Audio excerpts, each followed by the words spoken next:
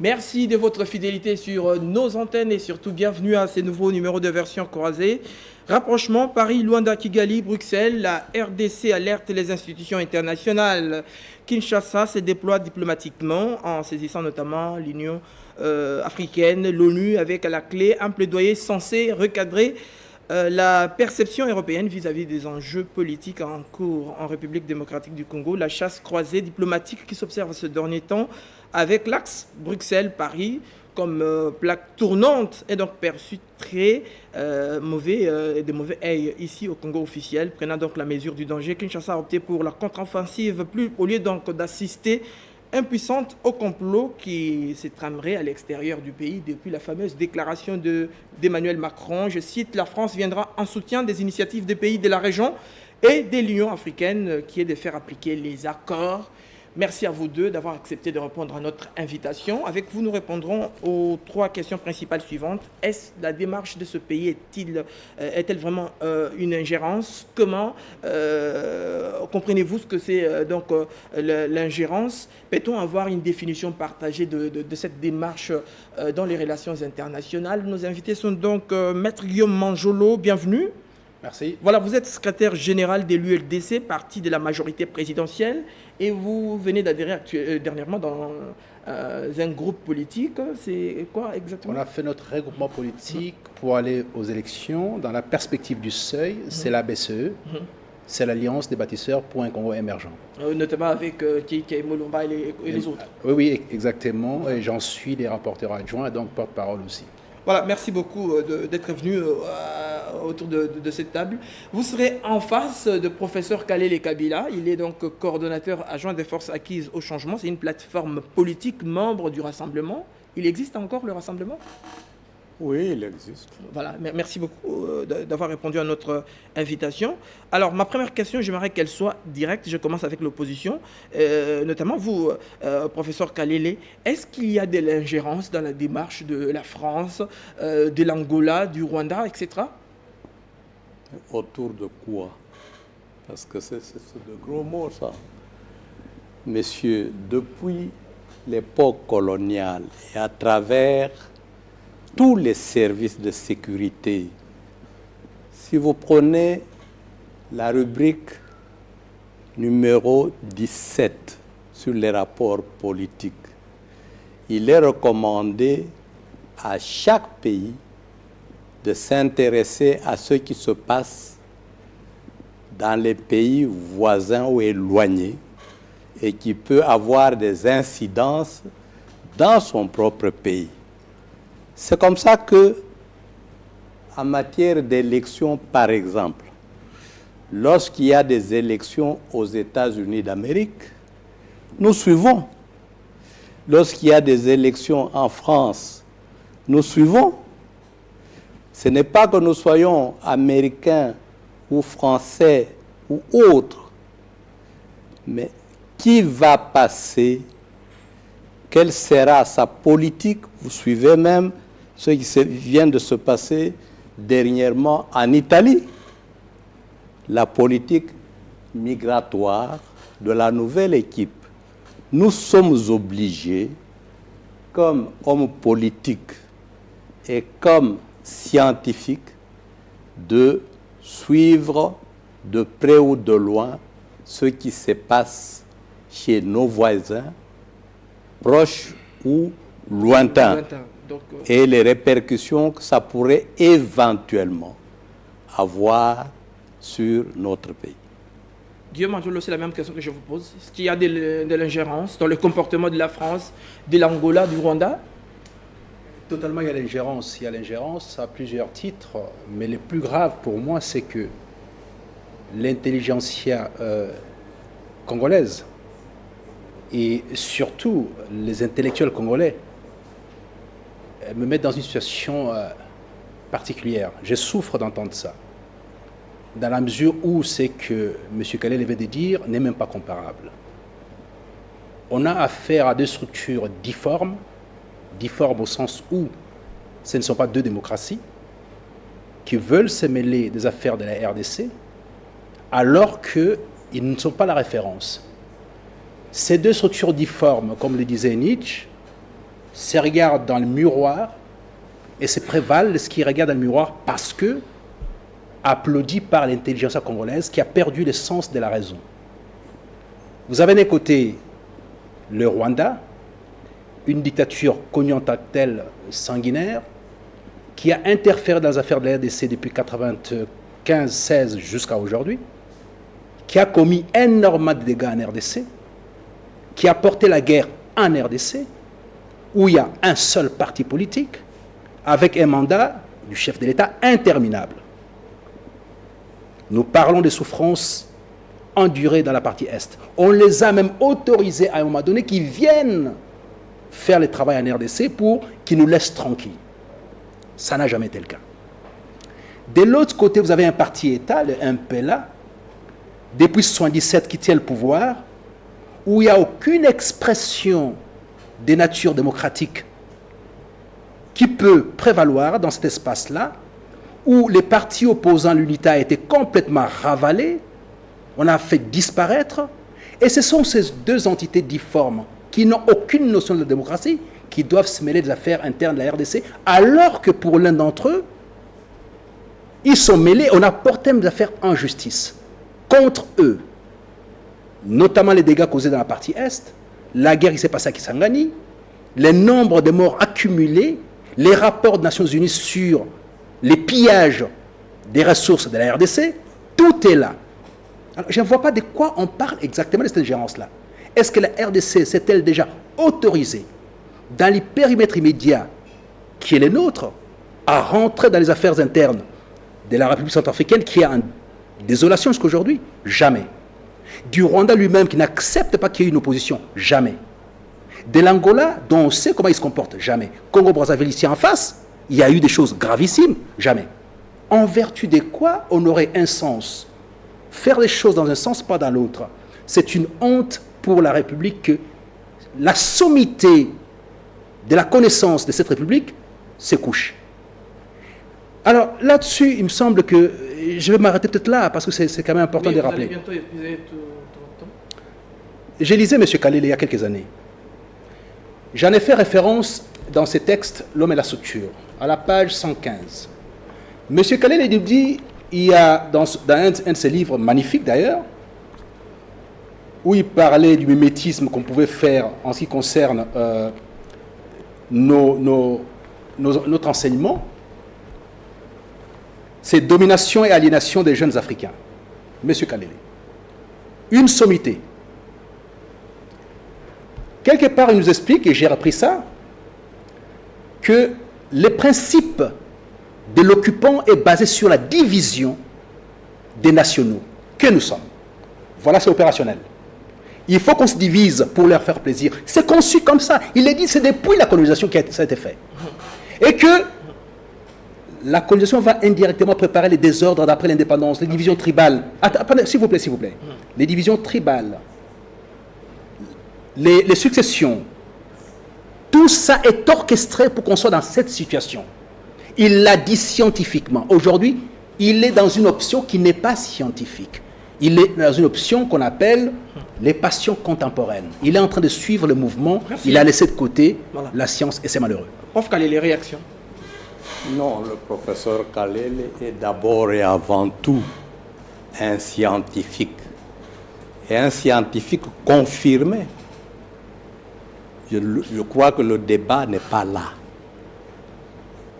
Il s'agit de l'intérêt, de la curiosité scientifique et politique pour tout homme sensé de savoir ce qui se passe chez le voisin. Est-ce que ça peut avoir des répercussions chez moi, positives ou négatives? C'est même dans le langage courant. Quand la case du voisin brûle, il faut faire très attention parce que le feu peut partir de là dans votre cas, vous prenez des précautions. Pour être plus clair, messieurs,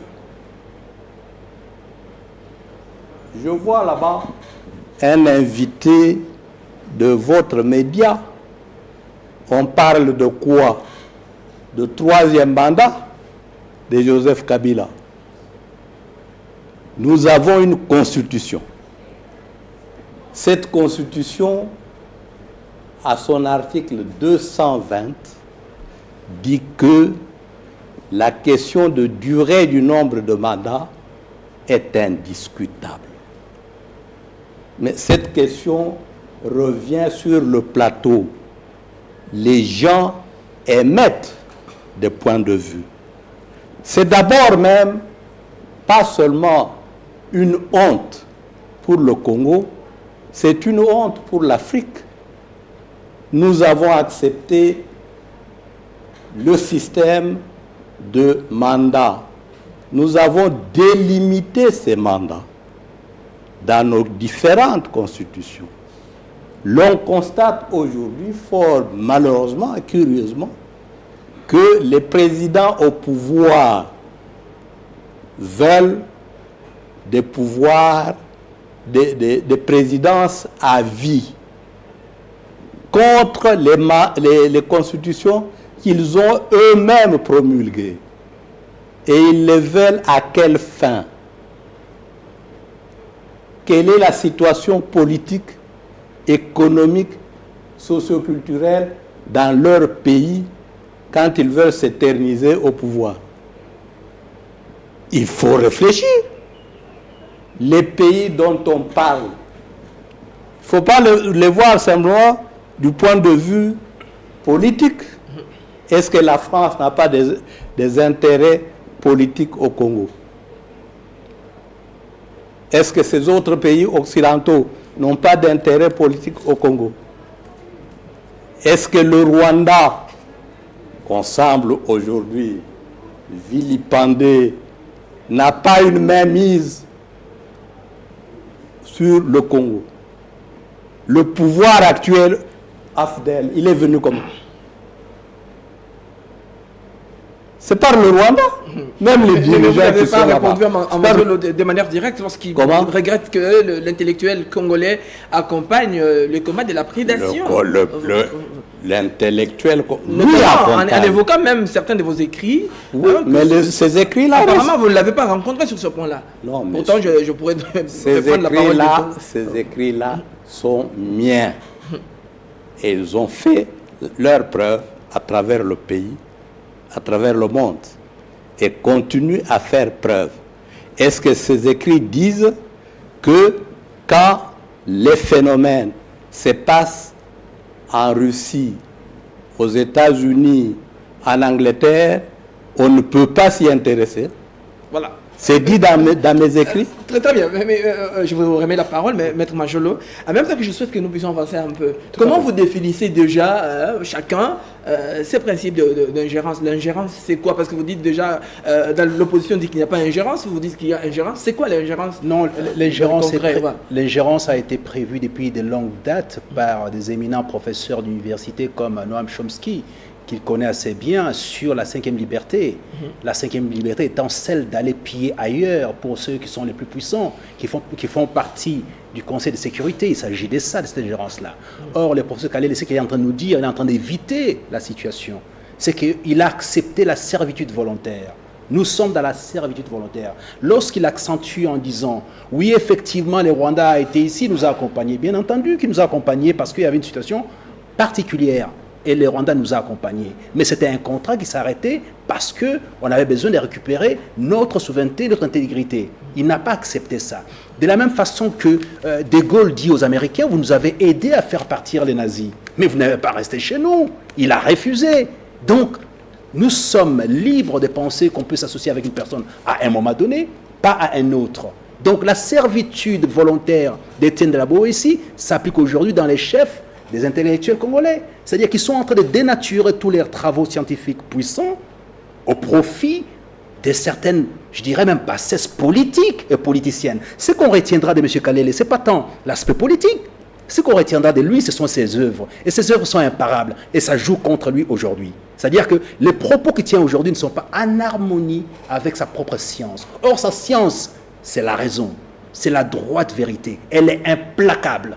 Il a dit, il cherche toujours à nous diviser de sorte à ce qu'il puisse créer ces désordres-là pour pouvoir s'accaparer de nos biens. Ce sont ses propos et c'est d'application aujourd'hui. C'est ça la vérité. C'est l'application d'aujourd'hui. L'application, c'est l'application aujourd'hui. Je aujourd'hui. vais vous retirer un peu la parole. Oui. Monsieur Kalele, est-ce que c'est la même situation? Vous vous contredisez aujourd'hui par votre attitude, par votre comportement? Avant que je ne remette la parole, Manjolo, il a déjà épuisé 2 minutes. Non, monsieur. Je dis que mes œuvres-là, oui, ont une portée scientifique et politique. Sûrement, mais bien sûr. Il semble que vous nagez à contre-courant. Voilà. Je nage à contre-courant quand je dis que la France, le Rwanda, l'Angola suivent de près ou de loin l'évolution de la situation politique au Congo. C'est quoi les suivis quand, par exemple, le président Macron dit que la France va soutenir l'initiative des présidents africains pour faire respecter les accords par rapport à la souveraineté du Congo, par rapport à l'indépendance de ce pays? Mais messieurs, que disent les accords? Nous savons que nous avons une constitution.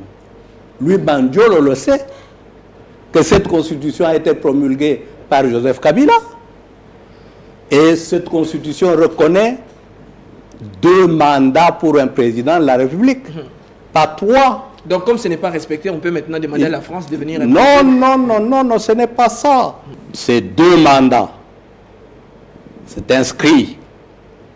Et on n'a pas respecté l'échéance de 2016. Il y a eu même un glissement d'1 année. Maintenant, nous en sommes à un autre glissement d'une autre année. Il n'était pas prévu que le mandat de Joseph Kabila, le 2e, s'est terminé en 2018. Très bien, prof, je reviens à vous. Et aujourd'hui, on voit qu'il y a des manœuvres pour non seulement le glissement, mais pour s'octroyer un 3e mandat. Ça peut laisser qui indifférent? On revient à vous. Manjolo, vous pouvez terminer. Oui, dans votre temps. Voyez-vous, nous sommes dans ce qu'on appelle les tutti unisono, des niches toujours. C'est-à-dire que cette volonté absolue de parler la même voix que les troupeaux n'est pas autorisée pour un intellectuel. Ce n'est pas autorisé pour vous. Les autres peuvent le faire, pas vous. Vous n'avez pas droit. Je vous refuse ces droits-là parce que vous êtes une sorte de référence en science. Vous n'avez pas droit de vous défaire de votre science pour aller dans le sens de la passion contemporaine. Il y a des discussions, et vous l'avez dit, qui sont nécessaires que ce soit interne à nous-mêmes. La France a eu les droits de préemption sur la RDC. Cheikh Anta Diop nous dit ceci, faites attention. On peut glorifier l'histoire, on peut parler de l'histoire, mais il faut maintenant assurer sa continuité. Notre histoire, c'est celle des mains coupées par les Belges, soutenues par les Français, qui avaient les droits de préemption sur cette terre, qui est la nôtre. Avec 12 millions de morts, on le sait, 25 millions de la population, 12 millions massacrés. C'est ça notre histoire. Et alors, si on doit la confier entre les mains de bourreaux aujourd'hui, et c'est plaire parce qu'on a des problèmes internes, ça pose un problème de crédibilité scientifique à ce niveau-là. Qu'on puisse discuter de nos affaires entre nous, je suis ouvert. Que vous puissiez m'adresser vos positions, dire on ne peut pas faire un 3e mandat, on ne peut pas, c'est là qu'on en discute entre nous. Je vous l'accorde. Mais que vous fassiez intervenir des désespérados dans les affaires internes de la RDC, là, je ne suis pas d'accord avec vous. Je ne suis pas d'accord avec vous. Dans la mesure où ce qui se passe en France, on n'a aucune once. Alors là, des légitimités à pouvoir en parler. Merci. De quelle façon vous pourrez, vous, M. Kalele, vous devez au matin en disant, voilà, on torture les Congolais en France et par conséquent, on prend telle décision. Vous n'avez aucun droit. Merci. Alors, en ce moment-là, je clôture là-dessus. C'est que l'autre auteur que vous connaissez très bien, Arthur de Gobineau, nous dit, l'homme noir est en bas de l'échelle. Et par conséquent, il va toujours solliciter le soutien, qu'on le désigne même qu'il soit chef sur lui par l'autre. Et c'est ce que vous êtes en train de confirmer aujourd'hui. Cette infériorité qui nous a conféré, qui a poussé qu'on puisse non seulement assurer que nous étions des choses, qu'on fasse les codes noirs, et qu'aujourd'hui, avec toute cette intelligence, qu'on soit encore appelé à pouvoir applaudir ce qu'ils disent sur nous. Alors que je suis prêt à écouter toutes vos accusations, votre réquisitoire, les plus solides possibles, je suis prêt à l'écouter, à me soumettre à votre jugement. Mais je refuse de me soumettre au jugement du colon, de l'esclavagiste. Ça, je refuse. Mais messieurs, lorsque vous parlez de tueries sous la colonisation, il y a combien de tueries dans ce pays sous votre régime? Il y en a combien? Désolation. Est-ce que les commissions de droits de l'homme de l'ONU n'en ont pas parlé? On vous a même invité à une de ces commissions qui parlait d'un Congo transformé en abattoir très prolifique. Ce n'était pas dans une ville congolaise. Vous avez refusé d'y aller. Mais de quel droit vous pouvez dire qu'on ne peut pas parler de ce qui se passe chez vous? Lorsqu'on en parle, donc ce n'est plus intellectuel. Je pense que nous ne déplaçons pas le débat. Nous ne déplaçons pas le débat. Nous ne discutons pas intellectuel. Le professeur Kalele n'a plus à prouver sur le plan scientifique ses capacités. C'est mondial. On discute d'un problème précis. Au nom de quoi les présidents africains aujourd'hui peuvent marcher sur leur constitution et s'octroyer des présidences à vie? Au nom de quoi? Au nom de quoi? Le problème, c'est celui-là. Vous promulguez une constitution, vous refusez de respecter le terme de la fin de votre deuxième et dernier mandat, vous proposez de prolonger avec des arguties et on vous dit non monsieur, rappelez-vous ce que vous avez fait, tenez à votre parole. On devient idiot pour ça? C'est malheureux. Monsieur, non, je ne veux pas aller dans ce sens-là. Voilà. Parce qu'il y a deux fois où il utilise un langage injurieux. Ils ne sont pas là, messieurs. Le régime actuel a fait 2 mandats. Il veut en faire un 3e, c'est anticonstitutionnel. Voilà, mais j'aimerais vous relancer. Est-ce que vous avez la même compréhension que Maître Manjolo? Laissez-moi répondre sur ce point-là. De ce qu'on appelle l'ingérence. Est-ce que vous partagez sa définition, sa compréhension des choses? Je reviendrai à vous. Si, mais là, on fait le monologue, c'est pas possible. Donc, permettez simplement que je puisse répondre à ce point-là, puisque M. Kalele me dit que c'est un propos injurieux. Je suis désolé. La contradiction, c'est un signe de haute culture, disait Nietzsche. Et vous contredire, ce n'est pas vous injurier. Vous rappeler vos propres textes, ce n'est pas vous injurier. Je suis désolé. Si vous prenez ça comme ça, ça me déçoit. Parce que vous n'êtes pas habitué à la contradiction sur les principes de la raison. Malheureusement, vous devez, à un moment donné, assumer qu'il y a des gens qui ne peuvent pas se laisser faire dès lors qu'ils sont informés de la situation réelle. En philosophie politique, comment ça fonctionne. Jusqu'aujourd'hui, je ne peux pas me permettre, moi, en tant que Congolais, accepter les injonctions, peu importe dans quelles conditions, d'un ancien colon, d'un ancien esclavagiste. Pour autant, je me soumets au réquisitoire d'un autre Congolais par rapport au sujet qu'on évoque. La différence entre vous et moi, c'est celle-là, tout simplement. Très bien. Je vous demande en disant, voilà, attaquez-moi sur l'aspect interne, ce qu'on n'a pas pu faire à tout ça, je me soumets à votre jugement. Mais ne m'opposez pas les jugements d'autrui. Et cet autrui s'avère être l'ancien tortionnaire esclavagiste, malheureusement. Et vous avez parlé des morts. Rappelez-vous, 6 millions dans la partie Est. Du fait de qui? Du gouvernement congolais. Ce sont les rapports de l'ONU, du fait notamment du Rwanda. C'est officiel, ce n'est pas moi. Et par conséquent, vous n'érigez pas ça en position de discussion, vous déplacez les curseurs pour pouvoir parler d'autres choses, parce que vous êtes soumis à un diktat, à une façon de penser qu'on vous oblige de pouvoir gérer en permanence. Et ça, je n'ai pas ça en partage avec vous, malheureusement. Merci. Prof, je reviens à vous. Vous avez la même compréhension de l'ingérence avec Maître Guillaume Manjolo? Non, monsieur. Non. ma position et reste la même depuis le début. Lorsque vous vous battez, vous, avec votre femme ou avec vos enfants, que les voisins crient, messieurs, mettez fin à vos querelles, c'est une ingérence. Lorsque vous briguez un troisième mandat indûment, ça a des répercussions sur votre pays, les pays voisins et le monde. On vous dit, messieurs, relisez votre constitution. Vous êtes en contradiction avec vos prises de position antérieures. Ça devient de l'ingérence. Mais il souhaite que ça soit entre Congolais. Bien sûr, c'est pas compliqué. C'est impossible. Ah ben voilà. C'est impossible que ça se limite aux seuls Congolais. Congolais, voilà. Ça dépasse les C'est un frontières. problème mondial. Ah, c'est Ça très bien. dépasse les frontières géographiques de nos pays respectifs.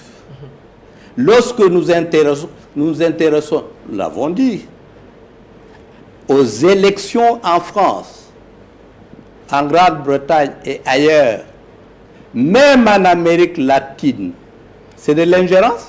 Je suis surpris et désolé, sincèrement. Non. Non, Mais ces messieurs, ils veulent nous faire croire, Ah, mais écoutez, accepter que Kabila brigue un je troisième n'ai rien à mandat. voir avec ça, ça n'a rien à C'est voir. entre- Je suis désolé. C'est de cela qu'on discute. Non, c'est cela le On problème. discute du Ouais, mais troisième alors, mandat. la résolution n'a pas encore crevé l'abcès. J'aimerais qu'on y aille. Oui, J'aimerais lancer en vous disant ceci. Oui. Président Macron dit à partir de l'Élysée, mais voilà, nous soutiendrons l'initiative de président africain, etc.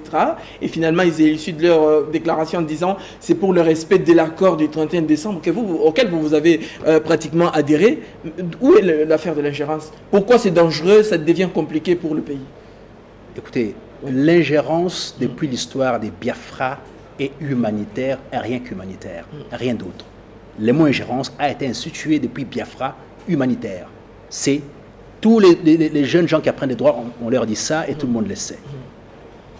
On ne peut pas, tranquillement assis sur son fauteuil, dire que c'est normal que la France vienne se gérer dans nos affaires internes parce que nous aussi on a droit des regards sur les élections françaises. Ça ne veut rien dire, alors là, du tout. Mais qu'est-ce que la France La France ne vous demande que de respecter votre accord. Attendez, vous avez déjà demandé à la France de respecter quoi que ce soit?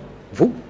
Estimez-vous que la RDC est en position de s'ingérer dans les affaires internes de la France lorsque Rocard décide d'aller attaquer les Yéwéné et Jean-Marie Tchibaou en Nouvelle-Calédonie et qu'il y a plein de morts? Est-ce que la RDC a vocation à pouvoir dire un seul mot? Qui peut dire un seul mot aux membres du Conseil de sécurité sur cette planète? Personne. Personne. On parle des pays où on parle de France-Afrique, qui ont institué des dictatures solides ici en Afrique, qui ont causé beaucoup de dégâts, qui nous pillent nos matières premières. Les téléphones portables, ce sont nos matières premières. Ces matières premières sont pillées systématiquement par ces pays-là. En vertu de quoi vous voulez que moi je me soumette à l'autorité de ces gens-là, qui ne sont que des vulgaires, pilleurs, esclavagistes?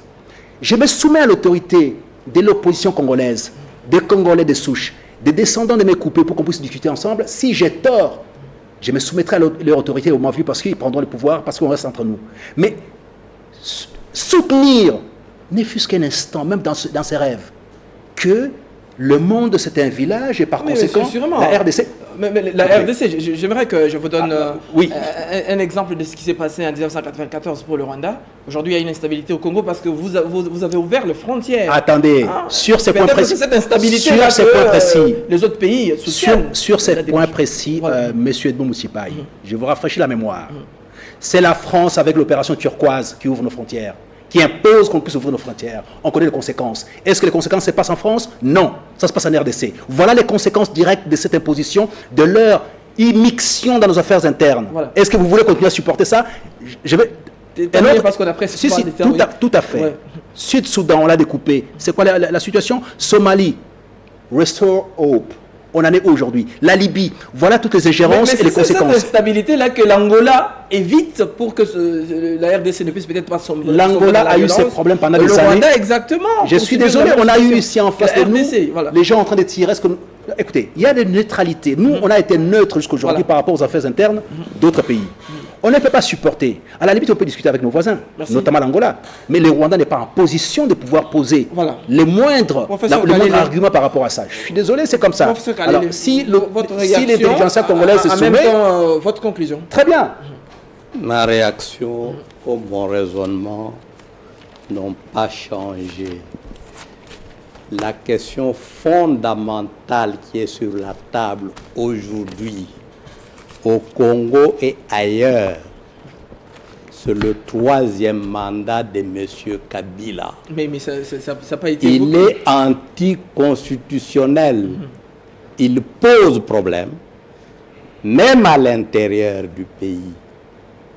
Mais lorsqu'on nous parle de tueries, il y a plus de tueries sous le régime Kabila que sous le régime Mobutu. C'est quotidien. Tout le monde le sait.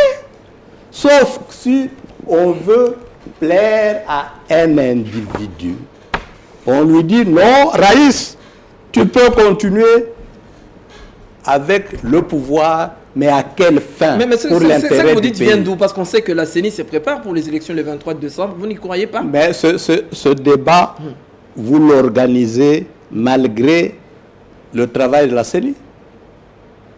Ce débat-là. Mais les débats concernent l'ingérence. Je ne sais pas si on a déplacé le sujet. On parle de l'ingérence, le complot contre la stabilité du Congo. Messieurs, ça, on n'a pas parlé de la tenue du calendrier ou non, c'est le vocabulaire de la majorité pour essayer d'embrouiller les gens.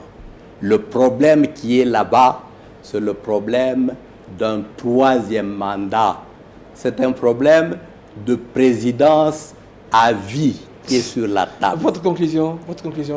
Sur ma conclusion, c'est que il faudrait qu'en Afrique, nous apprenions à respecter nos propres engagements. Merci. Nos Merci propres paroles.